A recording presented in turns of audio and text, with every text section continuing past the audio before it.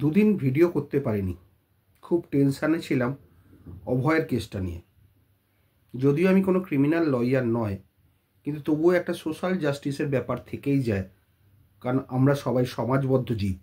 বিশেষ করে আমরা লয়ার সমাজের একটা জায়গায় বিলং করি, যেখানে বিচার দেওয়ার ব্যাপারটা থাকে, বিচার পাইয়ে দেওয়ার ব্যাপারটা থাকে। তবে আমার মনে হচ্ছে কোথাও যেন খুব একটা বড় ফাঁক রয়ে গেল বিচার ব্যবস্থার মধ্যে। কারণ এটা যে কোনো মানুষ বলবেন যে সঞ্জয় রায় একা কখনো ওই কাজটি করতে পারেন না। এই যে যেন সেই ধনঞ্জয় হয়ে গেল, নিজের খুব খারাপ লেগেছে আজকে। সে যবে থেকে শুনলাম শুধুমাত্র সঞ্জয় রায়কেই দোষ দেয়া হয়েছে, তিনি একমাত্র দোষী, এইটা ঠিক মেনে নিতে পারলাম না মন থেকে। খুব ভারাক্রান্ত ছিলাম, আজকেও খুব ভারাক্রান্তই আছি। কোনো কিছু করার ইচ্ছে নেই, ইচ্ছে করছে না।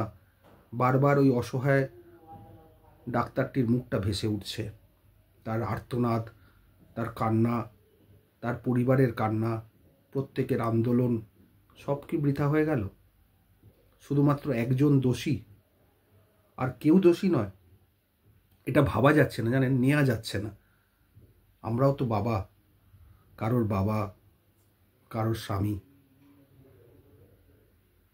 কারোর দাদা, সবই তো আমরাই।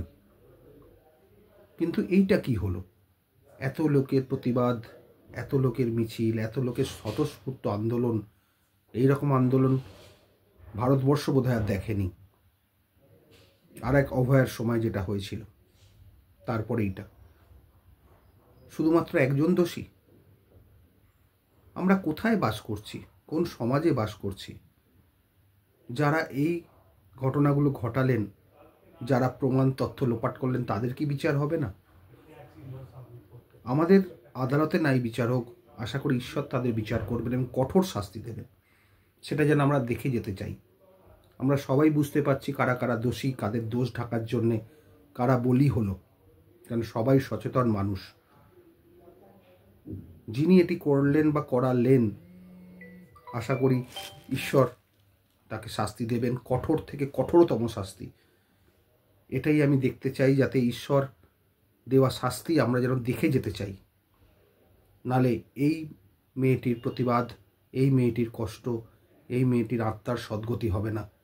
যদি যারা দূরত্ব রেখে অপরাধ করে গেল বা অপরাধীদের সরিয়ে দিল, প্রমাণ নষ্ট করে দিল, তাদের যদি সাজা না হয়। খুব খারাপ লাগছে, বিশ্বাস করুন, আজও ভালো লাগছে না। ওই জন্য কোনো ভিডিও করার ইচ্ছে নেই। তবে এইটা বলতে বাধ্য হচ্ছি, যেহেতু আমি একটা সামাজিক জীব,